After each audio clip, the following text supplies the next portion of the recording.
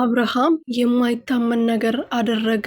እኔ ይሄንን አላምንም። ቤተሰብ በትልቅዬ መኪና ከምታምር አሻንጉሊት ጋር ስጦታ ተላከለት። ከማን ይሁን የተላከለት ብላችሁ ብትጠይቁኝ ደግሞ ማለት ነው እመልስላችኋለሁ። ውስጡ ያለው ሌላ ነገር ነው። አበባ ቢሆንም በጣም የሚያስደነግጥ እንግዲህ እንደምታውቁት ሄርሜላ አሁን ጠፍታለች። የት እንዳለች አይታወቅም። እሱ ግን ጠፍቷል ብሎ እዚህ ያለቃቅስብናል። እሷ ከፍቅረኛዋ ጋር እዛ አሸሼ ገዳሜ ትላለች።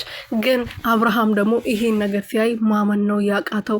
ውስጡ ተከፍቶ ሲታይ ሌላ ታሪክ ነው ያለውና ሄርሜላ ነች የላከችለት ከፍቅረኛ ሆና ጋር ስታሳልፍ የነበረውን ጊዜ እንዳለ በቪዲዮ ቀርታ ነው የላከችለት። በጣም ያሳዝናል።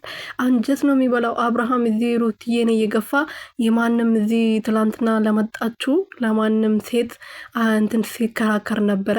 ዋና አሁን ምን አይነት ሴት እንደሆነች ማንነቷ በመጨረሻም ተጋልጧል ማለት ነው። ዛሬ ደግሞ ሩትዬ ትስቃለች። አንተ አንገትን ትደፋለህ። ምክንያቱም ሩትዬ ላይ ያረከው ነገር በየተራ ተራ ይከፍላል። ሰፍሮ ማለት ነው። ተሰፍሮ በጣሳ ተሰፍሮ ነው የሚከፈል ማለት ነው። ሰላም ቤተሰብ እንዴት ናችሁ? ደህና ናችሁ ወይ? እኔ ያለው ሁሉ ሰላም ፈጣሪ እየተመሰገነ ነው። በያላችሁበት ሰላማችሁ ብዙ ትርፍርፍ ይበልልኝ። ለዚህ ቤት አዲስ የሆናችሁ ሰብስክራይብ፣ ሼር፣ ላይክ እያረጋችሁ ቤተሰብ እንድትሆኑ በትህትና እየጠየኩኝ አብርሃም የማይታመን ነገር ሰምቶ በጣም ደንግጧል። እንግዲህ በትልቅ መኪና በአይሱስ መኪና ነው እንግዲህ እንደ አበባ አስመስሎ ከምታምር አሻንጉሊት ጋር። አሻንጉሊቱ ደግሞ የሄርሜላ ነች። እሷን ነው የምትመስለው ራሷን ቁጭ እናንተ አሻንጉሊቷ ራሱ ማለት ነው ሄርሜላ ነው የምትመስለው። እና ተልኮለት በጣም ደንግጦ እንግዲህ እንደዚህ ያው ራሱን መቆጣጠር አቅቶዋል እላቸዋለሁ።